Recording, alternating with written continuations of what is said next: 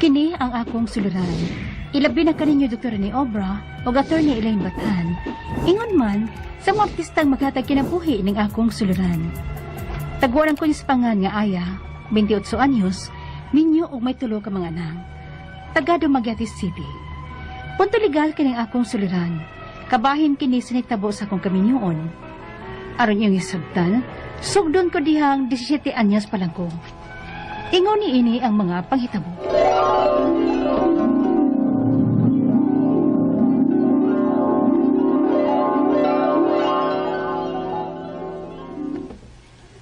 Bi, magminyo na ta. Unsay minyo ba, uy? 17 pa taon ko, uy. Di pa man ko makasal. Pero hapit naman ko ka mag-18. Pila na lang ka buwan. 18 ka na.